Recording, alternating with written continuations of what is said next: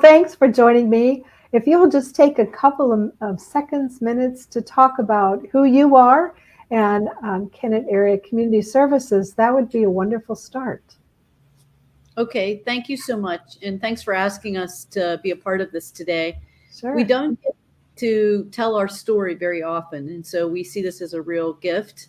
Um, Kennett Area Community Service has been in the community here for almost 70 years, and generally as a food cupboard in one location or another. And then they added the social work element sometime in 2000, 2010. I started in 2019. I'm Leah Reynolds, the executive director. And with me is Clark Davis, our director for our Bridges Out of Poverty work, which includes our Getting Ahead workshops, financial literacy workshops, and our Staying Ahead program. And Clark. Yeah, hi. Again, my name is Clark. I have been at CACS for 5 months now. I've been working in the Kennett area for about 5 years or so.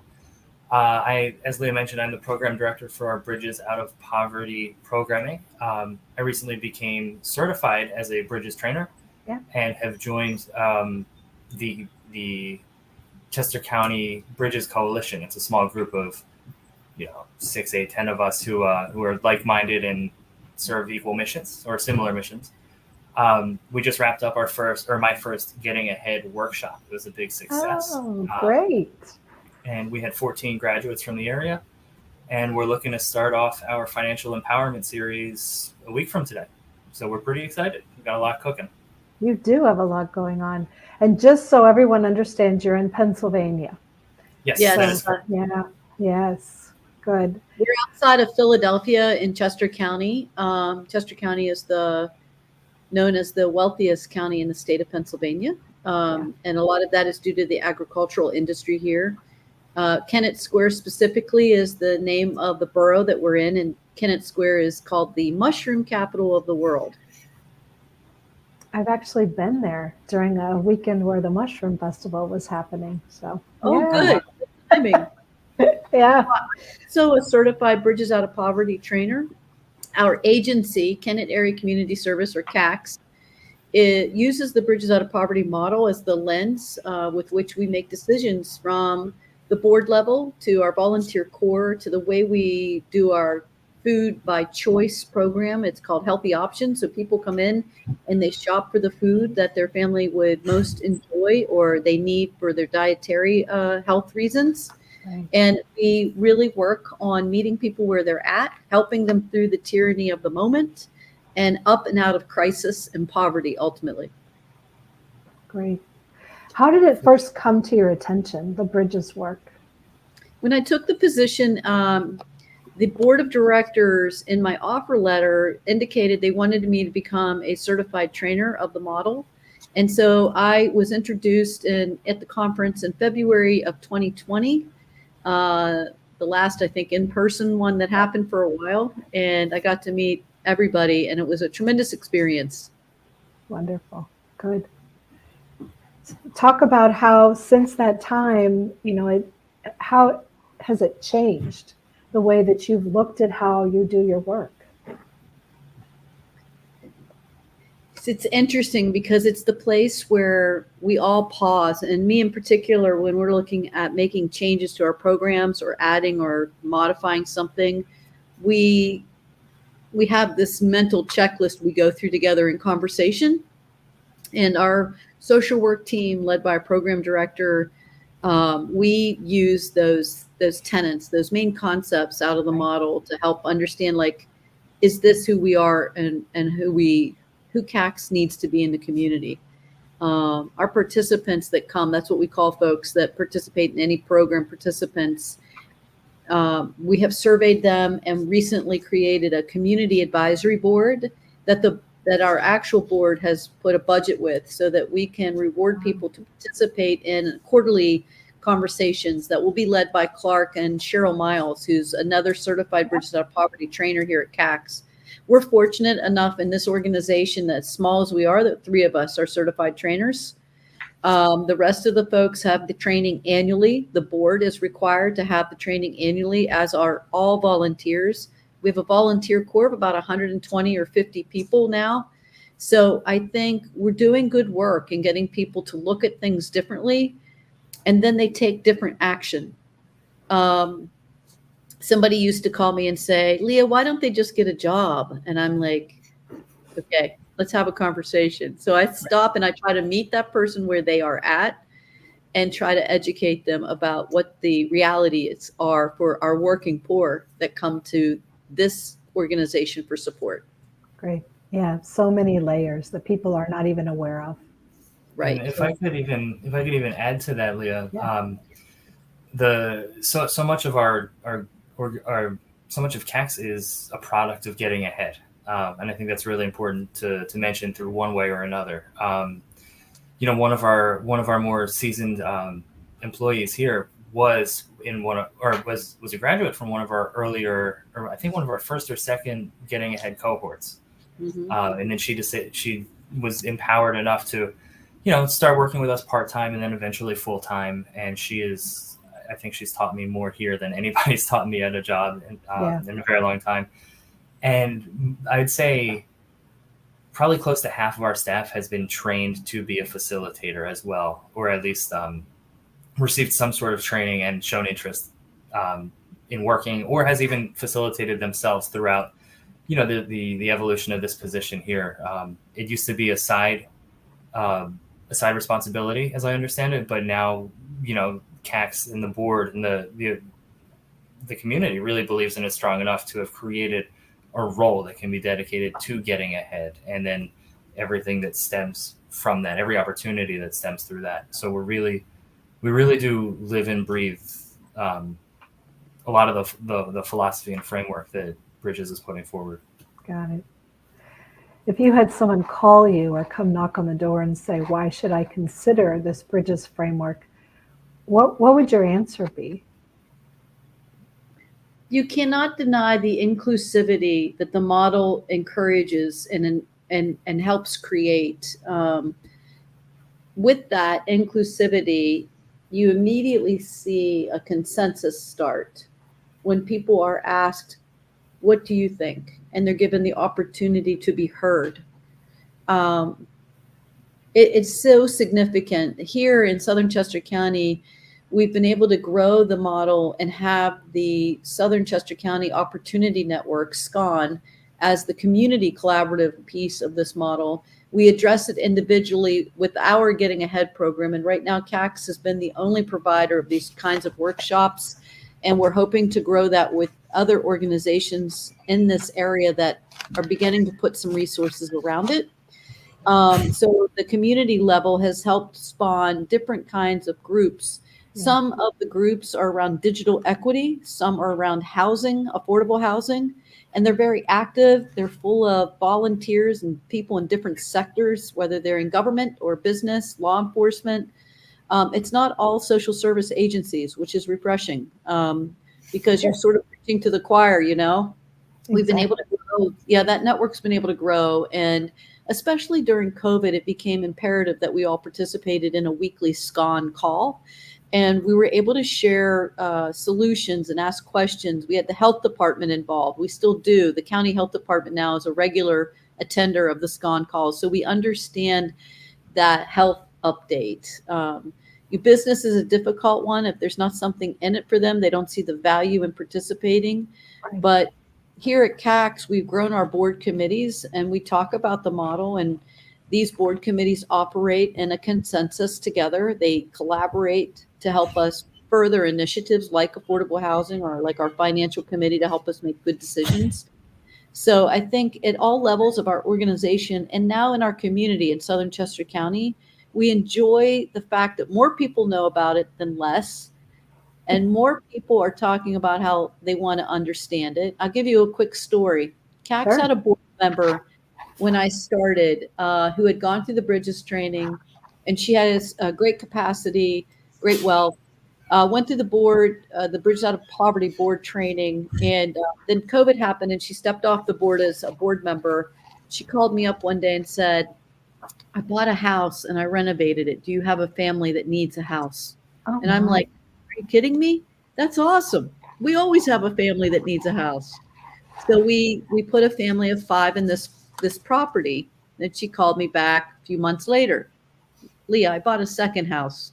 I'm like, what? A second affordable house? She owns 3 homes. All 3 homes have had our families in them. We've been providing case management and food support. And now that we've started our own housing initiative and received the designation from Chester County to become a community housing development organization, this donor stepped forward in her excitement to hear this news May 1st and has given us one of these houses. And I believe her intention is to give us all 3. So this model, the conversations, the way it opened up her mind to see things differently, because she's not in it to be a landlord. She was really in it to create affordable housing. And she renovated, and each house is safe and clean, and it's a nice property. And it's really been a nice place for our families to live in. She's now on my new housing initiative committee. She's back involved with the organization in that way. It's because of this model. If she had never had the Bridges Out of Poverty training, she would have never had the vision to do this with her capacity. Yeah. It's amazing, isn't it, how things just grow out of it and you would have never anticipated. Yeah. Oh, wonderful. Oh, great story. Gives me shivers. And then, right. And then getting ahead, I want to tell you this. So there was, I don't think the board would have ever had participants be part of the interview process. But when I interviewed for my position, they did a group interview that not only included staff and some volunteers, but actual people that are receiving services of our programs, which I found fascinating. And I thought, man, this is the kind of place I want to work at. And one of those people, her name is Crystal. She was part of the group interview. And I found out that Crystal's stories, she came to CACS because she needed help with an electric bill. She's a single mother. And she found out we helped her with that, and that she could become a monthly shopper in our food cupboard to help with her food bill. She started coming to CACS, and sometime after that, our first Getting Ahead workshops were introduced, and she was invited to attend. She started the Getting Ahead workshops, and then years later, she's a part of the group interview with me. 2 Decembers ago, she called me and said, I want you to tell everybody that because of Getting Ahead, I'm getting my master's degree in cybersecurity and analytics. She got to cast her own vision. Oh, yay for her. That's so wonderful. Yes. Thank you for sharing. We have such good outcomes. And Clark, if you have it up, could you share quickly those few outcomes that you shared at our board meeting last week? I'd be happy to. So like I said, we just had my first Getting Ahead graduation in July, a couple weeks ago now. And we had 14 graduates between our Spanish and English cohorts that we run simultaneously. So a couple of statistics that we have about their success. So 6 out of 14 investigators were able to increase their income after taking the workshop. 7 of them decreased their debt. Yeah. We saw 7 investigators having opened a bank account between week 1 and week 16. 2 of them have gotten a new job, which is very exciting, and especially one who's starting her own childcare business soon. 2 investigators increased their education. So one finished their GED and the other one received a certification. Perfect. And 1 investigator is actually coming back to volunteer with us very soon. She's getting her paperwork done right now. So we've got people all across the board and just making their lives better through their own belief in themselves. You know, my number one goal with Getting Ahead is to make people feel empowered and to give them a sense of autonomy. And every single one of the 14 that we've seen is counted in that list that I just gave you. So everybody's making some kind of improvement in their own story. Like I said, we are starting the financial empowerment series very soon. We're finalizing the roster right now. 6 of the 12 applicants just graduated like a week ago. They're riding this. They want to continue with it. Yeah. You know, we're very excited to see this kind of positive energy and this belief that there's so much that they can improve on their own, or with a boost, but they're the ones behind the steering wheel. Yeah. We're absolutely thrilled for that. And they're going to keep telling the story out in the community, which is wonderful. Oh my goodness, great things. I don't keep up with you enough, so it's good to get this update. Thank you very much. Oh, we're happy to share it for sure. Yeah. We're bragging and we love it. I like the fact that you want to do that too. Any last comments, any last things that you would like to be able to share before we end? I think we've taken it so seriously to implement the model, and it starts with the volunteers who take the training. Yeah. And then they're in the food cupboard. So every family that comes in to shop for food has a volunteer shopper that assists them around the food cupboard. And they build a relationship through the conversations and communication around food choices. And every month that gets stronger. And a lot of the volunteers come back because they have built relationships with people, and they look forward to seeing them, seeing pictures of their children or grandchildren.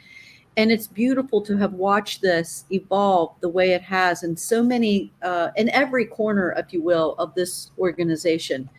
We will continue to keep this model alive and healthy. And we're building a permanent building now. We've been donated 6 acres of land, not a mile from here.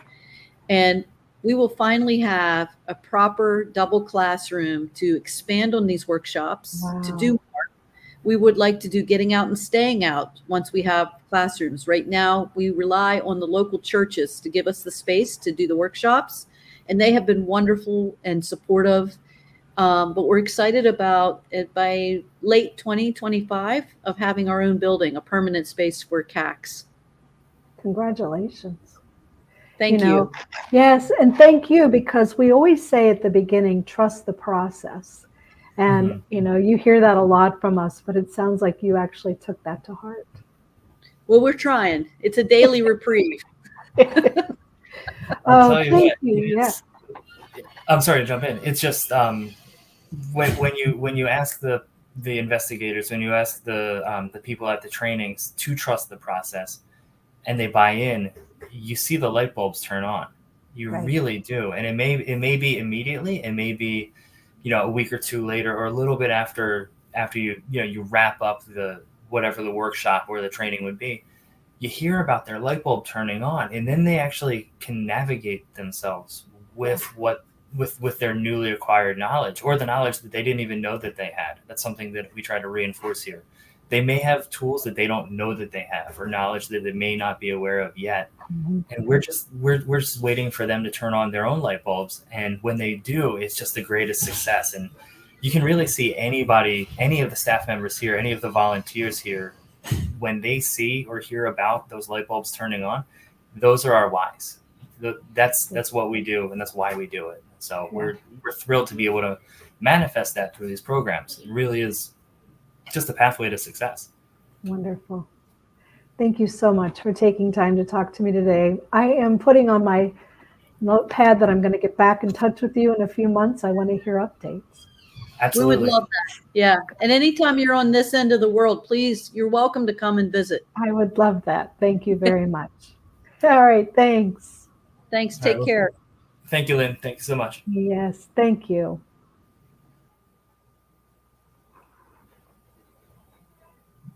I guess that's it. Have a good one.